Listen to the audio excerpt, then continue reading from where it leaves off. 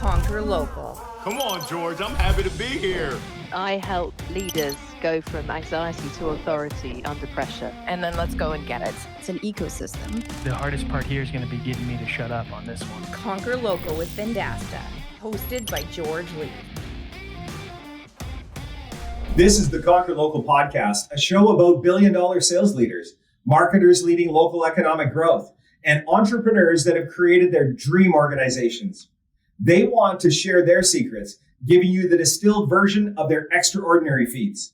Our hope is, with the tangible takeaways from each episode, you can rewire, rework, and reimagine your business. I'm George Leith. On this episode, we welcome Gabriel Smith. Gabriel is the founder and CEO of AdCritter, the small business advertising platform. As a 9-time small business owner himself, he deeply understands the challenges small businesses face, particularly with online advertising. He's a leading advocate for the democratization of advertising ecosystems and the removal of ad tech access barriers. He's helped over 3,000 small businesses advertise successfully, making it his life's mission to see them win. Get ready, Conquerors, for Gabriel Smith coming up next on this week's episode of the Conquer Local podcast. Gabriel Smith, CEO of AdCritter. Gabriel, welcome to the podcast. Can you hold up the mug? It's got the logo on there. I love that. Yes. There it is. Coffee addict. Maybe it's coffee, right? You don't know. We don't know. Gabriel is joining us from Nashville, Tennessee, where that is the headquarters of AdCritter. We got to meet each other a couple of months back when AdCritter entered into the Vendasta marketplace. And you know, in the intro, Gabriel, I said a lot of nice stuff about you and talked about your background. But I'd like to hear from our guests too. How did you arrive here, and how long has AdCritter been in business? Well, we've had an unusual journey. I'm a serial entrepreneur, right? So I was a 9-time small business owner before I got into technology at all. So when we started AdCritter, we were in a very different space. We initially were doing some ad tech in the defense and healthcare industries, right? Serving very, very large enterprise clients. But what became clear as we went is, small business owners are our heartbeat, and everyone on our team had that kind of in their background. And the more we built these great tools for ad tech, the more we were shaking our heads thinking, it's insane that small businesses can't really advertise this technology. All of our competitors require these very large ad spends. It's just cumbersome to get into if you're a small business owner.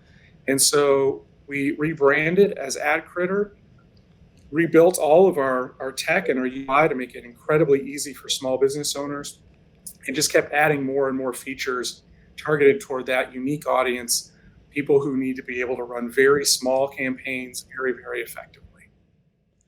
It's really interesting, Gabriel, that you talk about the challenges that a local business has, especially those small local businesses that are the lifeblood of our communities. And we're hearing across the Conquer Local podcast universe that I think everybody pays a lot more attention to local businesses after what we've been through with COVID. We realize now, I think we kind of took them for granted, actually, when it comes down to it. But that's the first place we turn to get a donation for the sports team, or, get them to put some money into a charity, or our kids' first job is with a local business owner. So specifically, when we talk about that challenge, as you know, I've sold ads to local businesses my entire career. And I've been a local business owner for about 10 years of my career. So I know what I hate when I have a salesperson on the other side of the desk. But let's talk about specifically, what did you identify were some of those challenges that led you to that epiphany that this is crazy? Well, the first is just the minimums that were required, right? If you're doing something outside of social media marketing, anything in programmatic advertising, which is where we started at very high minimums, connected TV is the same way. Digital Billboards. But that was kind of the easy part. Really, we found two things. First, it needs to be very, very simple. A marketing professional can spend some time really learning how a software platform works, right? a small business owner, it just needs to make sense right out of the gate. And that's where we started, and we were getting some initial traction. But right before the pandemic hit, we kind of had an epiphany. The behavior we were seeing from small business owners over and over in the platform is they would go in, they'd set up all their targeting for who they wanted to reach, and then they would get to the last step, which was upload your ad, and they would go away, right? Because they don't have marketing departments. They don't have ads. And so we're like, all right, we need to solve that problem. So, and the pandemic was kicking in, so we just like, we'll pause all of our own sales and marketing efforts and focus on that problem. And what we did is we built technology that allowed us to make ads extremely efficiently and pre-designed ads and commercials for over 1,000 different business types. So we now have over 15 million pre-designed commercials, ads, and billboards for just about any kind of business you can think of. I'm talking dog walking service, petting zoo, right? Of course, more common things, real estate agent, plumbers, that sort of thing. You can go right to the platform, see the ads they need, and just start running it. And so we relaunched then with that feature set, and that's really where our growth story took off. And then, George, the thing that was really interesting to us wasn't part of the plan, but perhaps should have been, is a lot of agencies started using the platform, particularly agencies that serve small businesses, because they have some of the same challenges. It needs to be very quick and easy to get a campaign going. And you need small budget campaigns that are effective. And that's been really fun to watch. And part of the reason, we're excited to partner with Vendasta. Well, we are the connective tissue, and we're very excited to get to that point. It's so funny when I talk to entrepreneurs like you, and I'm thinking as we record this episode, we're seeing the former CEO of Slack leave Salesforce yesterday, and I remember listening to a Jason Lemkin podcast where he talked about what Slack became was not what they started out to be. And Vendasta has that story in our 15-year history as well. When Brendan and the founders had this concept, start out as that, didn't quite end up like that when it moved forward. So congratulations in following in the footsteps of amazing, successful tech companies, because, that iterative growth and really figuring out what the problem is from your first goal, that usually is what good looks like. So I just wanted to look at the notes here for a moment. You said something that was really interesting. And, my background is in radio and publishing. And I've sold against a lot of out-of-home organizations, the billboard folks. And billboard companies have actually saw a lot of growth coming out of COVID and even pre-COVID. Digital out of home, DOOH is the acronym. I can actually go into AdCritter and pull up creative and buy a billboard. That's true, isn't it? That's right. Very easily. So that the big problem that you've solved, which is a problem that has existed since the dawn of advertising sales, is, we got the inventory, we have where the ad is going to run. That's one big problem. But also, what message am I going to articulate? And for a local business person, that's the biggest challenge. What is the creative going to look like? And you've solved that. That's right. And a small business owner really needs it to all be in the same place, right? I can find the creative. One thing small business owners are great at doing is choosing, right? If you give them a blank sheet of paper and say, hey, what should your ad look like? They have no idea. But if you show them 100 or 1,000 different billboards or commercials in their category and let them pick one, they do that very well. They know their brand messaging and their brand positioning, even if they can't articulate it well. When they see it, they know it, they grab it, and then they can just run it. And I love the problem that you've solved, because that is one of the best ways to sell a website. Because when I sit down with a local business owner and say, okay, what color would you like? What photos would you like? What do you want the navigation to look like? And you can see their eyes roll back in their head, because they kind of know where they want to go based upon other sites that they've saw. But the minute you start asking those specific questions, it's like paralysis. But if you can show them a template, or to your point, show them 50 templates, and walk them through some different scenarios, they're going to start to pick the things that match with that vision that they have somewhere in the back of their cortex, where they can now start to see what it's going to look like. And I saw an interesting data point about 9 months ago that 70% of humans on this planet are visual learners. And I hear a lot of people trying to articulate with words. Even this podcast used to not be video. Now we have the opportunity to show some images. I'm really excited about that because I think the message that we're trying to get across will land a lot more times with that. So it's great that you've solved that problem. Now, there are a couple of other things that I wanted to get your feedback on, because I know that you've been in the advertising business for a long time. You've worked with local customers. You're also now finding that there are these trusted local providers, agencies, digital agencies, ad agencies that sit in the middle there that solve those problems. But we have these two traps. The performance marketing trap. I love the way that you've articulated that. And then we also have the campaign duration trap. So Gabriel, please give us, how do we not fall into these two traps? They sound dangerous. Yes. Well, the first one, the performance marketing trap, unfortunately, as an industry, we've created that trap for ourselves, right? Over the last few decades, we've had great performance marketing tools. Google, Facebook, various social media platforms have made it very easy in ways that were never possible before to do performance marketing. I'm going to spend $1,000 and I need to get $1,200 or $2,000 back within a few days. That is not going to work for most local businesses. It's great for e-commerce. But a local restaurant is not going to see those kinds of results. And so what we have to do when we're selling to small businesses is immediately back them up when they start talking about ROI and explain how advertising works. But what's interesting, George, is when we do that, when we explain why performance marketing isn't the way to go, although we wouldn't use that language with them, right? They might not be familiar with that language. They already know how advertising works. They just haven't really thought about it, right? Typically what we'll say if we are talking to a small business owner who's starting to say something like, all right, yeah, so I'll do this for a month and we'll see how it goes. Or they even, hint at the word test. We just stop and say, whoa. If you're looking at running connected TV, billboards, anything in that category for a month, it's not going to work for you, right? Because, listen, when was the last time you saw a TV commercial for anything and immediately called up that company and did business with them?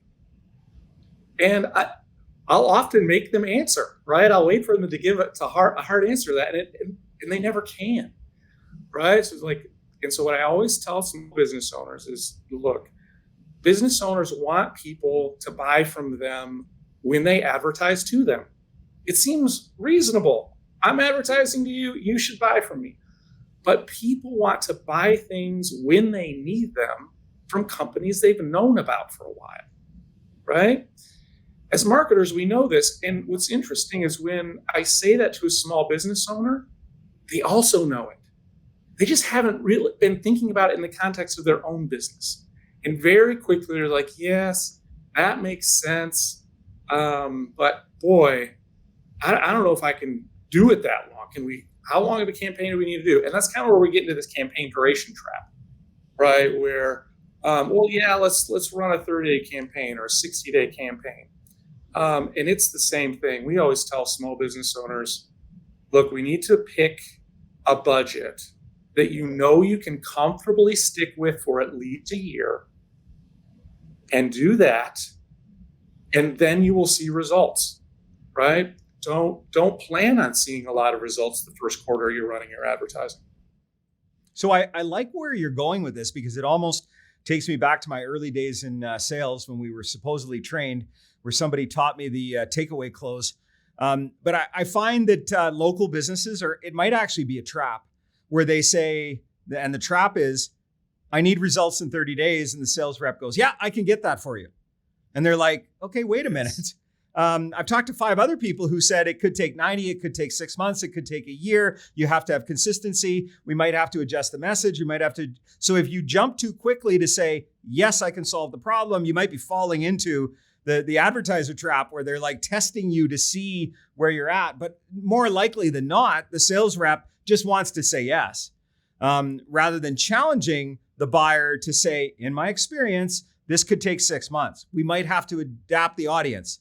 I want you to think about what the value of that customer is. So it's interesting that you articulate it as the performance marketing trap, the campaign duration trap, both things that we can fall into, but also it might be a test I've found in my experience from the local business owner. So now let's get to a couple of items. You have 3 principles that you believe in. And I love the learnings for our audience around selling to local businesses, advertising, which they all need. They probably need it more now than they ever have. But what are these 3 principles that you live by? Yeah, so I think for most of your audience, all of these principles will seem perhaps obvious. But what they are not obvious to the small business owner oftentimes. And what's important about these principles when you're selling to a small business owner is the language of the principle, right? These are things that as marketers and advertisers, we already know, but we need to learn how to articulate it in ways that small businesses understand. The first one is the repetition principle. And this is the one we've already kind of touched on, right? We always tell them almost no one calls a company the first time they see an ad. They need to see your ad enough times that they remember you when they need you, and then they call you, right? The next one is the saturation principle. Because we're an advertising platform, we run into this a lot where small businesses will set up a campaign and maybe run it nationwide, and within a month, 30,000 people have seen their ad once, right? Which is not the right way to set up their campaigns or spend their marketing dollars. So what we teach them what we call the saturation principle. It is better for a smaller group of people to see your ad several times over a long period of time than for a large group of people to see your ad once or twice. And people generally understand that. You just have to tell them.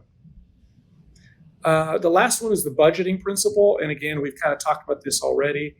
We tell them, look, for small campaigns, it takes 6 to 12 months to even begin to start seeing results, and 12 to 18 months to start seeing really significant, profitable results. So whatever you were thinking about spending, let's maybe spend less, but set a budget that you know you can stick with for a year. Right. So the right message in front of the right audience, the right number of times with that level of consistency. Those items, that's long-lived advertising principles, but you've brought them forward in these 3 components that our audience can really understand. It's the repetition of the message, it's the saturation, and then it's the budget that will let it run for long enough to reach the audience they're looking for. Now, I would add on to that we need advertising. We need to have a website that's optimized. We need to have some social profiles that are built out. It's that whole owned, earned, and bought media concept. With all of that together, now you're going to have some success. So I love the way you've articulated that. We've got our traps from Gabriel. We've got our 3 principles. And one thing I always like to ask our guests, Gabriel, especially folks like you that are on the cutting edge of technology and you're always building new tech, what do you think is going to happen here in the next 24 months? Like, we've got a lot of innovation happening in the space. What if you were to look in your crystal ball, what do you see happening as we move into the next 24 months in this space? Well, we're excited about connected TV. At AdCritter, we call it targeted TV because we think that's more understandable language for a small business owner. But George, so much is moving to connected TV, but what we're excited about is that honestly, most small business owners don't know that that's available to them yet. Right. The early adopters are doing it. Large companies are doing it, but your typical local business doesn't know that connected TV is available to them, and it is so powerful. We have seen over and over again just incredible results for local businesses that utilize it. You know, I was at a recent convention in Florence, Italy, and there's a lot of European organizations there, and the thing that they were focused on was the concept in North America that we call connected TV and OTT, over the top.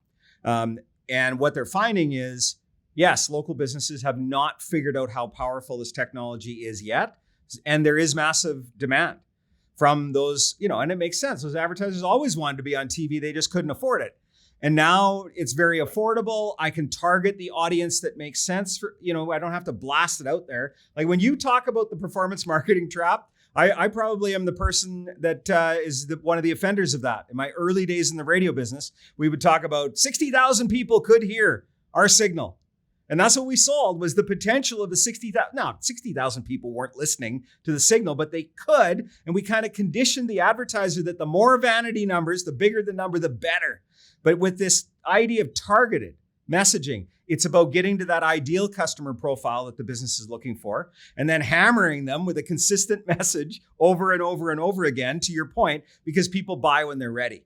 And you have to have that consistency to reach them. So thank you for those learnings. It's great having you on the show. We appreciate AdCritter being in the platform. You folks have come up with some great solutions to some long-lived problems, and we wish you a lot of success moving forward with our partnership, Gabriel. Great. Hey, thank you, George. It's been a pleasure being on. Gabriel provided us with valuable insights, and there are a few takeaways we learned today. Initially, they were looking to solve marketing and advertising problems with their software platform, but were surprised to learn that agencies started using the platform as well, and that those agencies had the same challenges. They felt supported, as it was quick and easy to get a campaign going with AdCritter. Having that extensive library that they've built over the term of the business allows local businesses and ad agencies to pick the right creative. Gabriel mentioned that they could show small businesses 100 or 1,000 different billboards or online advertising programs. That helps that business start to frame what the creative might look like. Gabriel also highlighted key elements in the performance marketing trap and the campaign duration trap that we want to help businesses steer away from those traps, and 3 core principles that agencies should teach small business owners before taking them as clients: repetition, saturation, and the budgeting principle. If you like Gabriel's episode discussing digital billboards and online advertising, let's continue the conversation. Check out episode 338, Small Businesses Best Practices for Going Back to Business with Google's Todd Rowe, or episode 217, The Evolution of Search Marketing with Sandy Lohr. Please subscribe and leave us a review wherever you listen to your podcasts. And thanks for joining us this week on the Conquer Local podcast. My name is George Leith. I'll see you when I see you. You've been listening to the Conquer Local podcast presented by Vendasta. Tune in next week for a new episode. Guest discovery and produced by Sullivan Adams. Marketing by Rory Lawford, Nicole Lozon, and Sullivan Adams. Executive producers Brendan King, George Leith, and Sullivan Adams. Recorded at Vendasta headquarters on the Canadian Prairies.